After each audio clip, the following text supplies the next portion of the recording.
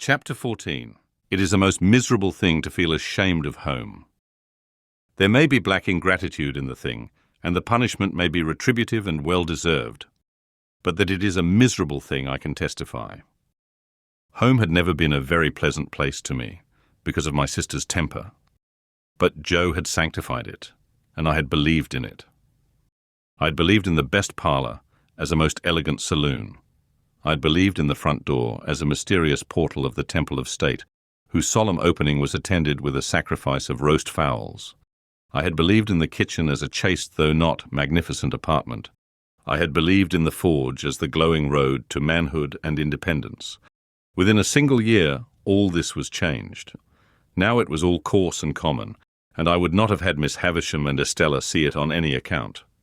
How much of my ungracious condition of mind may have been my own fault, how much Miss Havisham's, how much my sister's is now of no moment to me or to anyone. The change was made in me. The thing was done.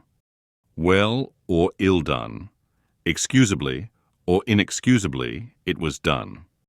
Once, it had seemed to me that when I should at last roll up my shirt sleeves and go into the forge, Joe's prentice, I should be distinguished and happy. Now the reality was in my hold. I only felt that I was dusty with the dust of small coal, and that I had a weight upon my daily remembrance to which the anvil was a feather. There have been occasions in my later life, I suppose as in most lives, when I have felt for a time as if a thick curtain had fallen on all its interest and romance, to shut me out from anything save dull endurance any more. Never has that curtain dropped so heavy and blank as when my way in life lay stretched out, straight before me, through the newly entered road of apprenticeship to Joe. I remember that, at a later period of my time, I used to stand about the churchyard on Sunday evenings when night was falling, comparing my own perspective with the windy marsh view, and making out some likeness between them by thinking how flat and low both were, and how on both there came an unknown way, and a dark mist, and then the sea. I was quite as dejected on the first working day of my apprenticeship as in that after-time. But I am glad to know that I never breathed a murmur to Joe while my indentures lasted. It is about the only thing I am glad to know of myself in that connection. 4. Though it includes what I proceed to add, all the merit of what I proceed to add was Joe's. It was not because I was faithful, but because Joe was faithful, that I never ran away and went for a soldier or a sailor.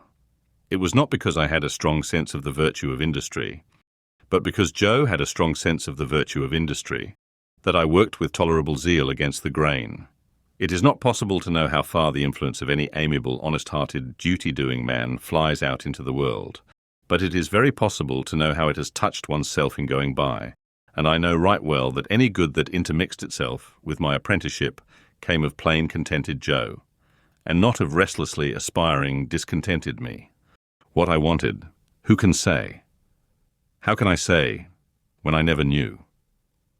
What I dreaded was that in some unlucky hour, I, being at my grimiest and commonest, should lift up my eyes and see Estella looking in at one of the wooden windows of the forge. I was haunted by the fear that she would, sooner or later, find me out, with a black face and hands, doing the coarsest part of my work, and would exult over me and despise me. Often after dark, when I was pulling the bellows for Joe, and we were singing Old Clem, and when the thought how we used to sing it at Miss Havisham's would seem to show me Estella's face in the fire, with her pretty hair fluttering in the wind and her eyes scorning me.